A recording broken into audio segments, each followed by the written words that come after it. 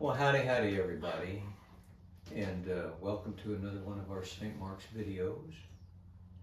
We're coming to you today from the homey kitchen at St. Mark's Parish, where I sometimes sit here late of an evening. I just sit here looking out the window, watching the world go by. I kind of like it. I don't know why. Think great thoughts? Yeah, that's it. I think it's this table here. Yeah. Look at this, man. It's vintage. Yeah, and look at the chairs too, folks. I mean, you'll have to go all the way to Harry Truman's house to find furnishings like this. So, anyway, I just thought we'd come over here today and do our video. And of course, we're joined by our usual producers, the lovely Chris. How are you, lovely Chris? I'm good. Great. I wish you could see her, folks. She's got her hands behind her back and she's just kind of going back and forth. And then the lovely Suzanne. Hello. Who's, tall and willowy, leaning against the kitchen counter there with her hand next to the stove, just like she's fixing to cook dinner. That's what I do every night, so yeah.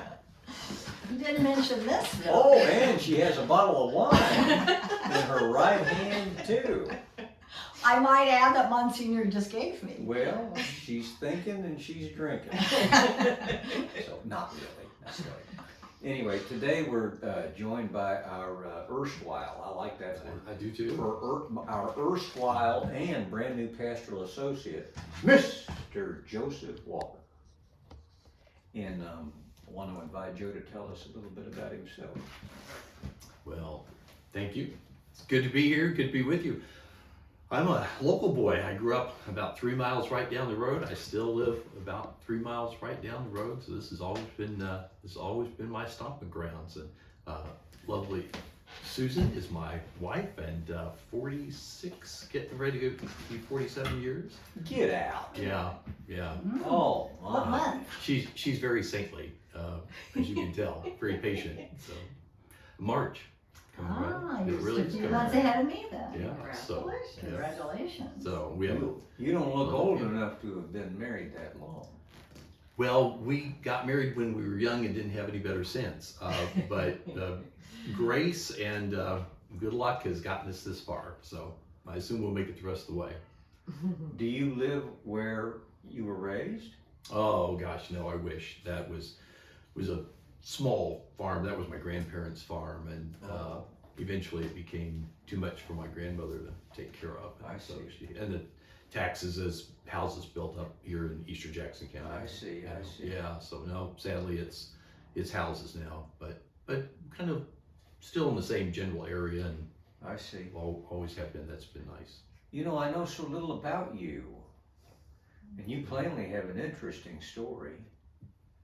Will you ever allow me to pick your brain sometime? Sure. I have a very complicated childhood, and we've had a very successful long marriage, and so that really helps me understand all the different kinds of family dynamics that people experience, and I think that's really helpful in pastoral ministry. So Yes, sir. How long have you been in this kind of work? a long time. Some folks will remember I was here on staff for 9 years. That goes back about 18, 19 years ago, and that was wonderful. I served in the historic Northeast parishes before that, and some other places, and so I've been off doing some complicated work in terms of pastoral care, and before that, helping churches conclude their visible ministry. That is to say, closed when they became unviable. So Ooh. yeah, so that was kind of hospice for churches, and then hospice for people. So, Ooh, I've done a little of that. I know, we have that in Oh. common. So yeah, That's all right. painful work. It is, as with hospice for people, it done well, there can be a lot of healing, and without some guidance and some discernment, prayer, all that, it can be even more painful and sometimes even financial weariness. So it's good to have somebody with experience in that particular kind of strange, unusual field. So Yes, sir. An unfortunate one. mhm. Well, I can think of a number of stories, but I'll save them for another day. Okay, we'll have other days. Well, I trust we'll have many other days, won't we, ladies? Yes, we will. Many other days. Many other days. Lots of many other days. Lots of many other days. God willing. God willing. Yeah. The creek don't rise. Deo voluntas. Okay, well, I know you're here to talk to us about some stuff, so I'm gonna shut up while you do it. I want to talk about Lent, so thanks for an opportunity to do that. The kind you get out of the dryer or out of your belly button? Yes, the the purple kind in the liturgical season kind. How about that? So Oh, Lent! this Lent, as we're winding up for this Lent, we want to focus on what would be helpful for all of our parishioners and also all of our guests and visitors. What would be helpful for folks in terms of looking at their spiritual life? What would help us be ever more aware of God's love and presence in our lives?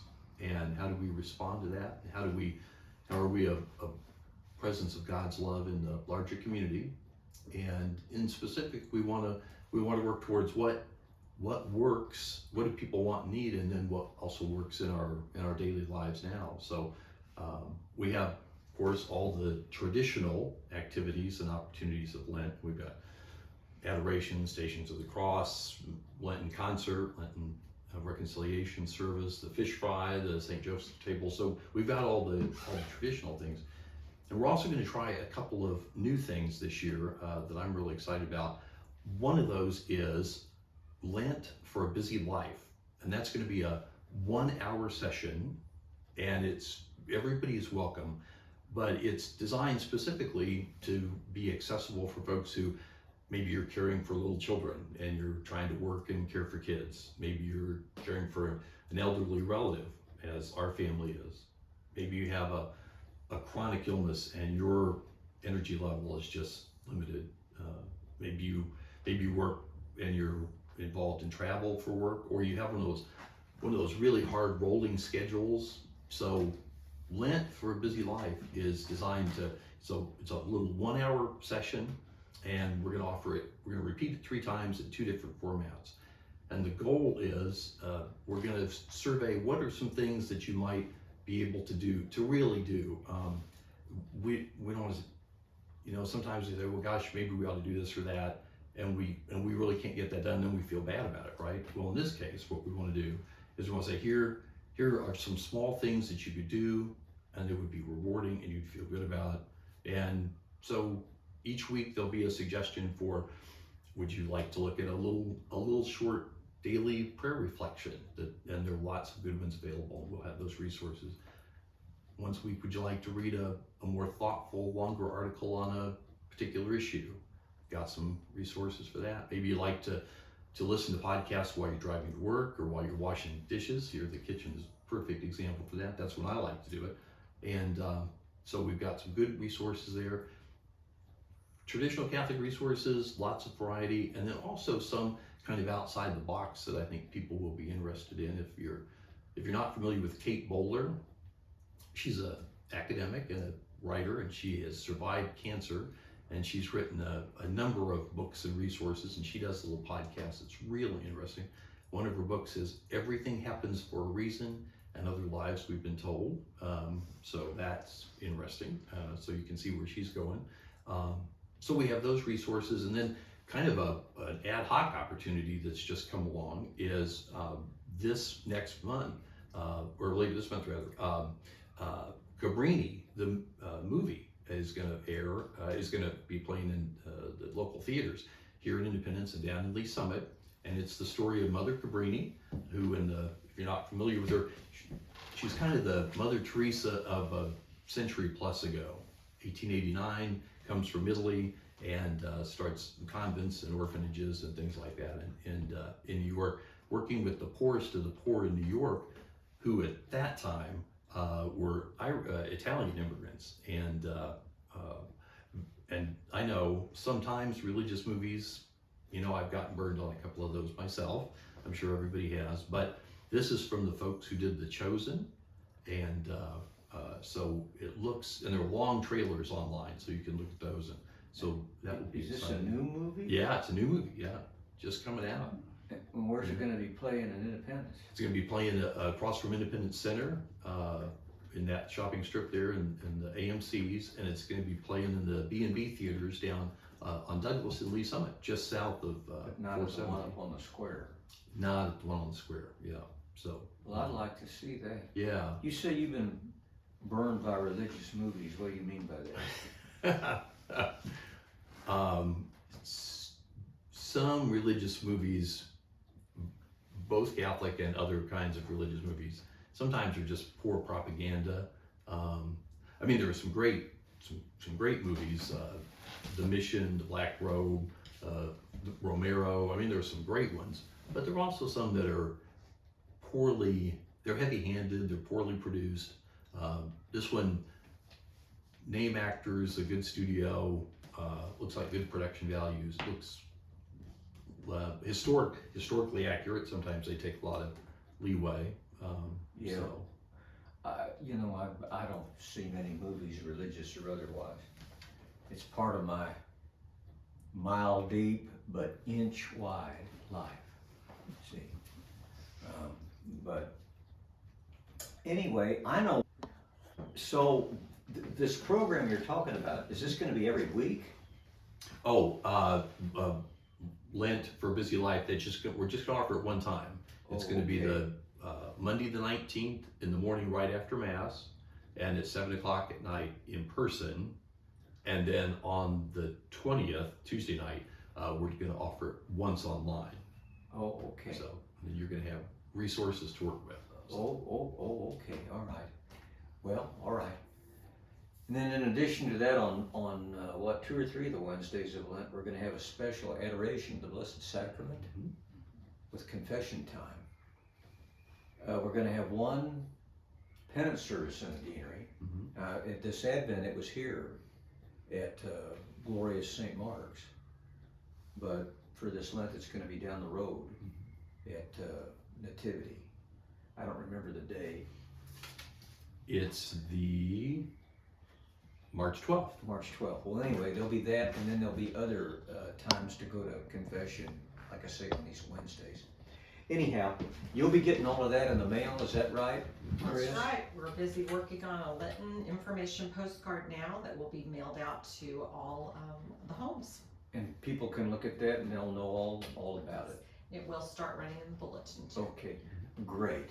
Well, in the interest of time, I'll shut up. I want to say they're over there right now cooking their little hearts out for St. Joseph table. Yes, they are. And of course, Sue, you, I know, are going to want more and more volunteers for the fish fry. We always need volunteers. Where we need the most help right now is takeout orders, taking the orders when people walk in, or taking the online orders, and cleaning up. It's a big job to clean up. So we need some muscle back there to help us clean the kitchen and clean the tables and all that. And if you can't come help physically, we still need desserts for the dessert table. Yeah, so so you can bake. You could bake us something good and just bring it up to the parish office. We would appreciate it. You two don't want to bake for me? You don't want me to bake. I don't know. Once you're, You know, I want to build up the parish, not dissipate it. I think I'll Point taken. not do that. I hope so. You know, I honestly don't remember what I have Friday night the 16th. You have a fish fry. Yeah, I know. I also have a couple of funerals and visitation coming up, and I can't remember what I'm obligated to. But anyway, if I just kind of show up at the fish fry and say, "Okay, I'm here. Give me something to do," will you do that? Oh, absolutely. Okay. Absolutely. Okay, Yeah, good, I good. never have a problem with telling people what to do. Okay, all right. Well, that's a good thing, Yes. I guess. I have to ask Ed about that. All right. Well, anything else you want to tell the nice people? I think we're good. All right. You'll be back again, right? Yes. You and I have a lot of things we could talk about. We have a lot of things to cover. Okay. Well, folks, in the interest of time, we'll say sayonara for now. Until next week, goodbye and God bless.